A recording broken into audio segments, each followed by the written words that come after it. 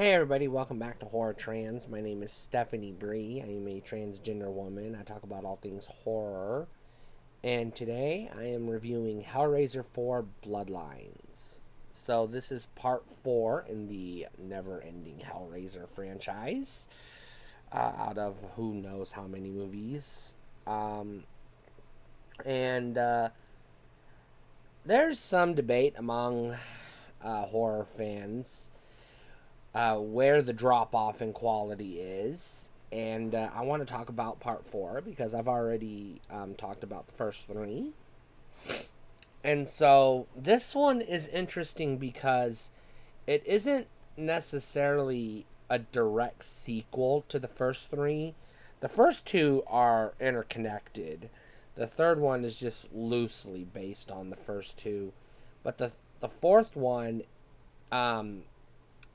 is often dubbed Hellraiser in Space, which is kind of a miscategorization of this flick.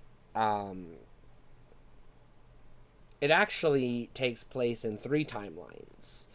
It does start in the future on a space station with a guy opening the lament configuration and summoning the Cenobites. And then we get a flashback to the I want to say 1700s, 1800s, somewhere in the distant past, not distant past, but somewhere in the past, where we follow the story of the toy maker who created the puzzle box. And so the toy maker tells the story how he delivers the box to this wealthy dude who uses it to summon a demon and tries to control the demon.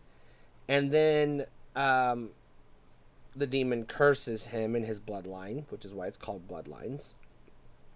And then we get a flash forward within the flashback, which is confusing. The timeline is confusing in this movie.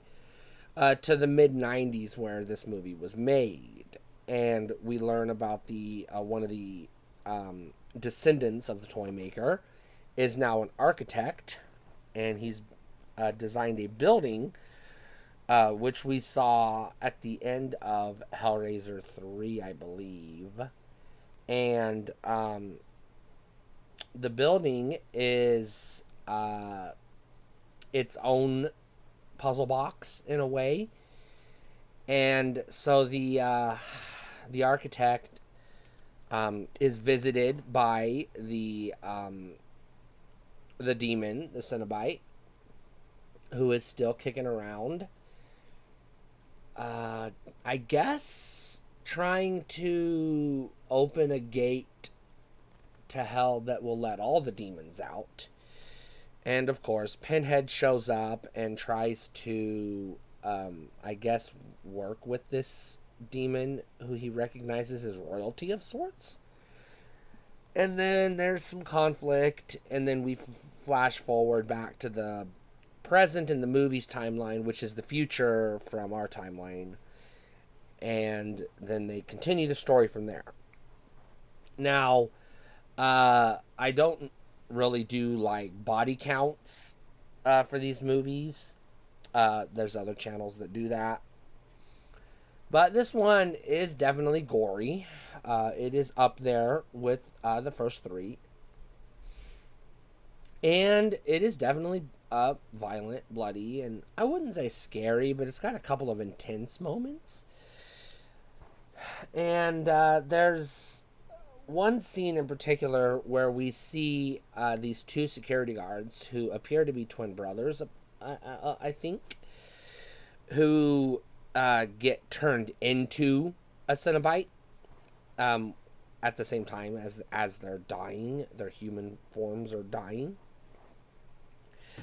And there's a subplot in the movie where the demons kidnap the architect's son and hold him for ransom to get the architect to build his machine, which will open up the gates to hell.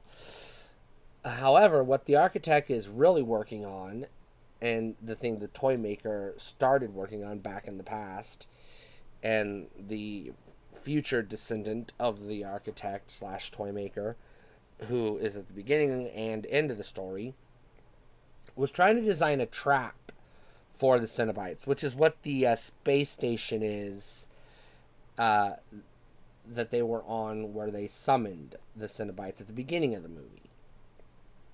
So it's convoluted and confusing, but actually it's a pretty good movie. I really enjoyed this one, and I'm surprised I enjoyed it because I was expecting, based on rumors and what other people say, I was expecting it to suck, but it was actually really fun movie. It was an interesting story. I thought it had good characters. It had good kills. It had good imagery. It felt to me, this felt like a real proper Hellraiser sequel. I cannot say that about all the Hellraiser sequels that I've seen, but this one still felt like it had some of that Hellraiser DNA. Where some of the later sequels are just Hellraiser in name only. And just barely in name only at that. But this one is still pretty good. I definitely recommend it. I would rate this one a buy as well. Spoilers, this might be the last one I recommend you buy. It might not be. I personally do have the entire series on DVD, but that's because I'm a glutton for pain, as it were. And I bought the collection all at once in one shot, so I was able to get all the movies, or not all of the movies, but a good large chunk of them in one purchase, which I will say is probably the way to go, because then you're getting more for less, and you don't have to end up paying money for the less desirable ones.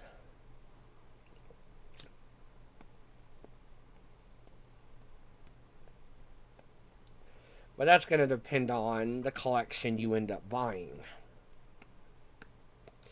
But this is a good movie. Not as good as the first three, I'll admit, but not as bad as what comes later. So, yeah, this one is still watchable, and I think this one is underrated, in my opinion, for what I've seen of comments online. I think this one is still, the series is still kicking at this point. It might be on life support at this point, but it hasn't fully died yet. So it is what it is. Stay cool.